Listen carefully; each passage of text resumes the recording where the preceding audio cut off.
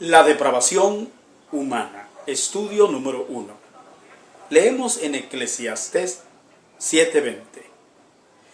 Ciertamente no hay hombre justo en la tierra que haga el bien y nunca peque. Que el Señor bendiga su santa y bendita palabra.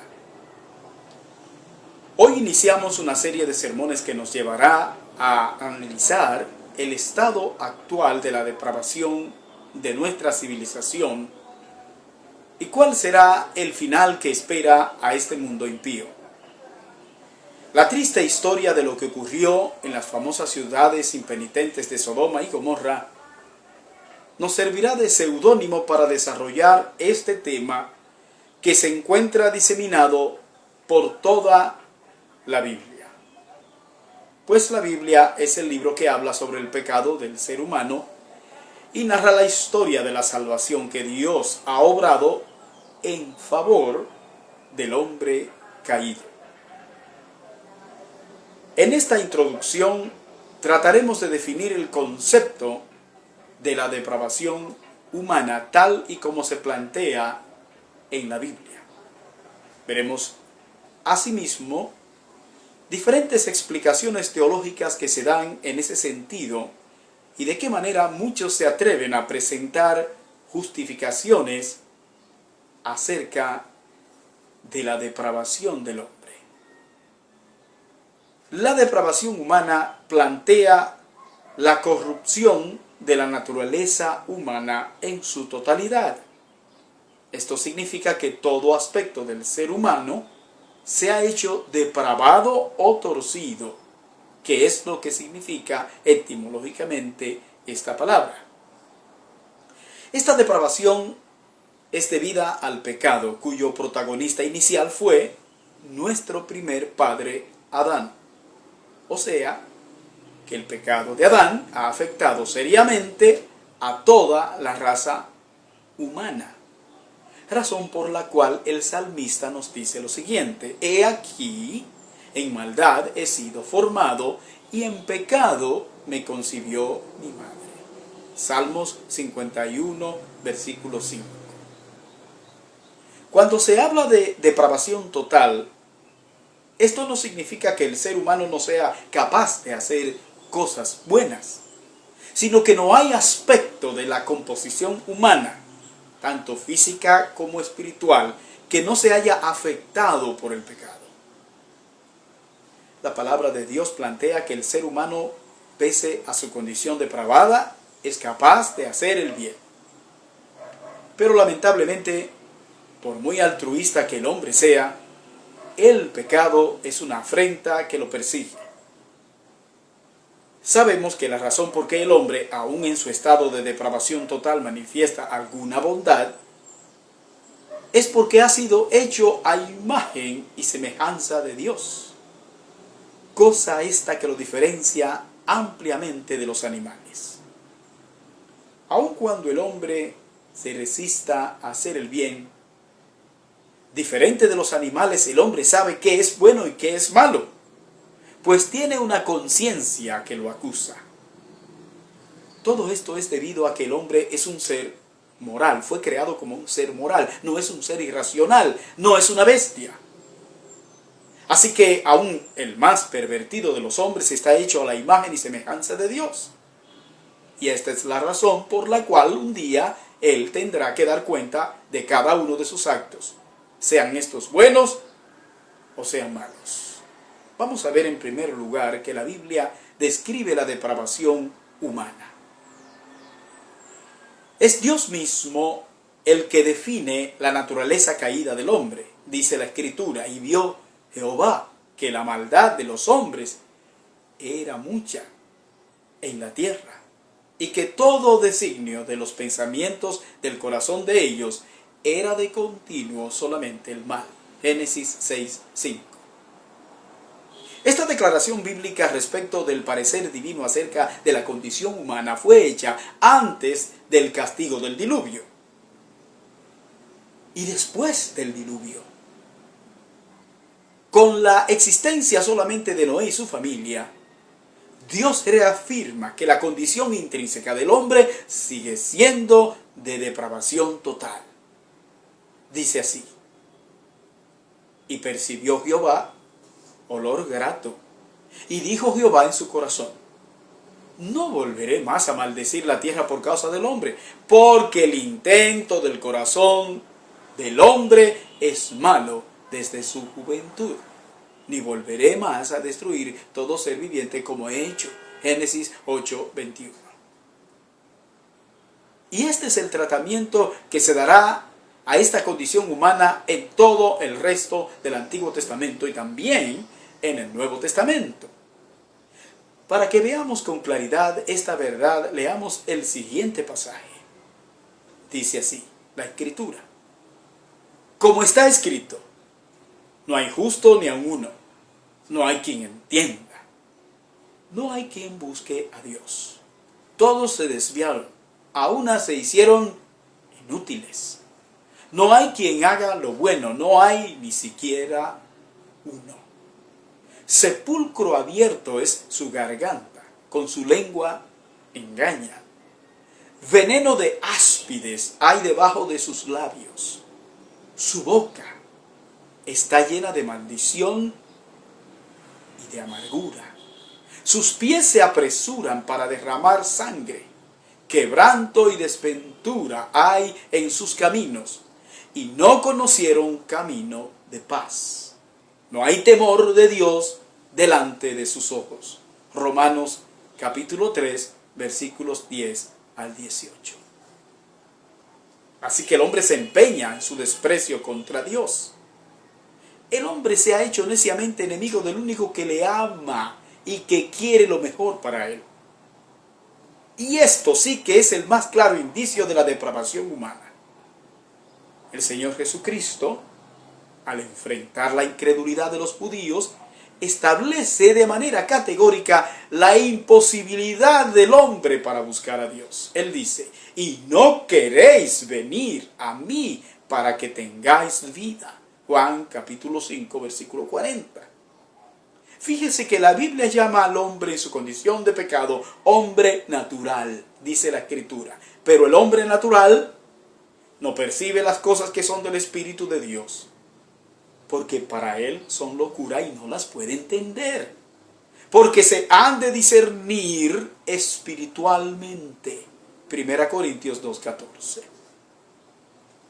En esta condición natural, el hombre carnal, que así le llama la Biblia, si por alguna dichosa razón quisiera salvarse, está incapacitado de poder salvarse por los medios que el mundo natural le proporciona. Pero sucede que ese no es su problema. Su verdadero problema es que a él no le interesa tener ningún tipo de relación con Dios y de ninguna forma está interesado en reconocer a Dios como su Señor. Así de perdido está el hombre. Y esta es la razón por qué Dios es quien toma la iniciativa de buscar al hombre para salvarle. Y en este sentido, entonces, es solamente Dios quien hace todo para producir la redención de toda la humanidad. En segundo lugar, la teología trata de explicar la depravación humana. Los valiosos aportes de la teología para el entendimiento de los grandes temas de la Biblia han sido de gran utilidad para la defensa de la fe cristiana a través de los siglos. La apologética es la rama de la teología que se dedica a la defensa de la fe. Es una ciencia que ha facilitado la argumentación ordenada de las ideas fundamentales de la fe, facilitando la profundización y exposición de las mismas para una mejor comprensión. Pero toda vez que cualquier creyente, sea este un académico o no, expone los argumentos de su fe de manera bíblica, está ejerciendo la tarea de un apologista y está cumpliendo con un mandamiento bíblico al respecto que dice: sino santificad a Dios el Señor en vuestros corazones y estad siempre preparados para presentar defensa con mansedumbre y reverencia ante todo el que os demande razón de la esperanza que hay en vosotros. Primera de Pedro, capítulo 3, versículo 15. Así que el cristianismo cuenta con grandes apologistas que nos han proporcionado magníficos escritos que explican la fe y que han dado origen a importantes corrientes teológicas. Con relación al tema que nos ocupa, tanto el arminianismo como el calvinismo están de acuerdo en el concepto de la depravación total del ser humano. Finalmente, muchos tratan de justificar la depravación humana. El humanismo actual contradice la verdad bíblica argumentando que el hombre es por naturaleza bueno, mientras que la Biblia es teocéntrica. El humanismo es antropocéntrico, de tal manera que a la postre el humanismo termina con descartar el concepto de la creencia en Dios en su estudio de la naturaleza humana. Se plantea en el humanismo la fe como un concepto medieval y a la educación y al estudio científico como el método que ha de llevar al hombre a la cumbre del saber. El humanismo en última instancia procura la glorificación del hombre y de los valores que éste pueda exhibir. Siendo que el humanismo tratará de explicar el mundo desde el punto de vista meramente humano, entonces ha llegado a la conclusión de que no se necesita a Dios para encontrarle sentido a la existencia. Todo esto explica entonces de qué manera el humanismo tratará de justificar los actos pecaminosos de los seres humanos y se formará en la fila de aquellos que plantean el liberalismo de las ideas y la justificación de las más horribles aberraciones del ser humano moderno o posmoderno, o como usted le quiera llamar. El ser humano feliz, del que habla el humanismo secular, es un magnífico retrato del hedonista que no tiene reparos morales. Está en contra de toda censura y no tiene restricciones en su afán de justificar todo acto inmoral. El hedonismo plantea que todo aquello que las personas practiquen que les produzca placer es siempre bueno y satisfactorio. De modo entonces que la idea del pecado no aplica en esta filosofía de vida. El adulterio, la fornicación, la homosexualidad y otros tipos de aberraciones humanas son considerados como manifestaciones de los instintos naturales en el ser humano que no necesitan ser reprimidos, sino que más bien son medios mediante los cuales el ser humano libera sus tensiones y satisface sus necesidades emocionales más primitivas. Planteado eso, de esa manera, sería lo mismo que decir que toda la preocupación divina por la condición del pecado del ser humano no es más que una exageración. Pero sucede que todo este planteamiento filosófico no es más que la manifestación ilustrada de la rebelión del hombre contra Dios. Los que piensan y actúan de esta manera piensan neciamente que escaparán al juicio divino. Es a estos a los que el apóstol Pablo reprende duramente en su pasaje de Romanos capítulo 1, versículos 18 al 32.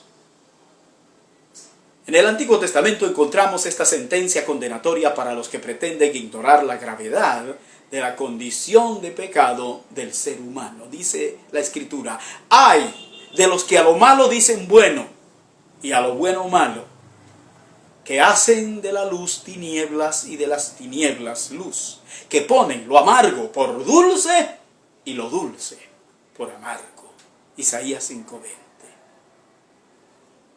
A pesar de todo, damos gracias a Dios, porque su amor es inmenso en favor del hombre, de tal manera que fue capaz de dar a su Hijo unigénito en rescate por el perdido pecador, tal como nos lo dice Juan, capítulo 3, versículo 16. Porque de tal manera amó Dios al mundo, que ha dado a su Hijo unigénito, para que todo aquel que en él cree no se pierda, mas tenga vida eterna.